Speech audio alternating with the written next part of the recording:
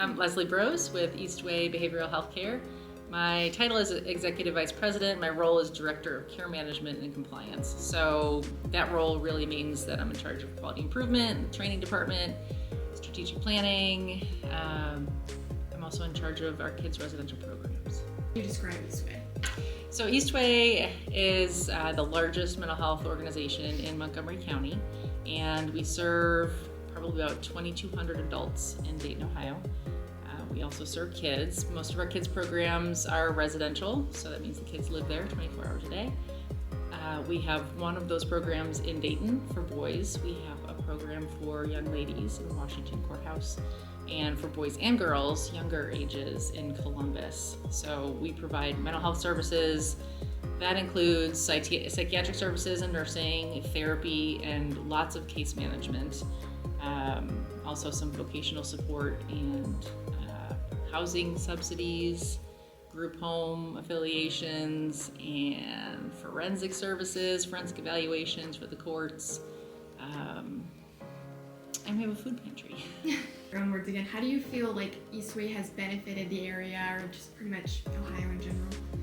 So Eastway has been around for, I think, 68 years, and so obviously we're very long-standing, and we serve the population of vulnerable people that really need a lot of support, but there are also people who most people shy away from on the streets, or they don't quite know how to work with them. So we're working with difficult folks that others maybe don't want to. So we're helping our adult clients to remain stable, remain out of the hospital, remain in housing for good stability, reduce their symptoms, help them to be as independent as they can be as adults.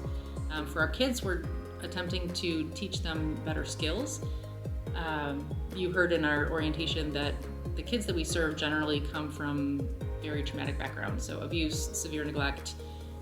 It seems to be getting worse with the drug epidemic that's become worse in recent years. What do you feel like is the biggest issue with mental health today? There's a few things. First, I kind of alluded to in the last segment that the drug use that's just gone off the rails in the last few years. So yeah, the opioid epidemic really hit Dayton hard, and you may or may not know this, but we were the #1 city for overdose deaths in the country, which is not anything you want to be #1 in. We've come a long way with that, but it was very frightening and very discouraging. So our population of mentally ill folks often use substances, and you can't blame them if you think about it. If they're experiencing some really heavy symptoms like hearing voices or nonstop depression, they want to dull that, and so they'll use alcohol or other drugs, sometimes as an escape. So unfortunately, our population was heavy hit by that also. So that's a challenge that the whole community has really kind of rallied together to deal with. How do you believe that people in the community can but should help the Eastway, or just people dealing with mental health? Yes, the regular person in our community, I think about, friends of mine who, a lot of folks don't have any real concept of mental illness. We have a better sense of it now. I think that we've done a better job in the last 5-10 years. I think the stigma around mental illness has made a lot of progress. We all talk about it more openly, and this is wonderful. I get very excited about that, talking with my friends or with my own daughters about, asking openly about depression or anxiety or things that we should.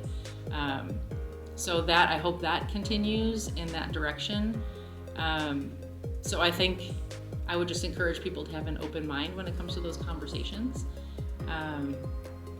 Eastway as an organization, a lot of times people don't know about us because if you don't have a family member or a friend who is in services, you just really don't think about that. And I don't blame anybody for not knowing about us, or I don't blame anybody for not knowing about mental health issues, because maybe they luckily didn't have any of that in their home or in their neighborhood.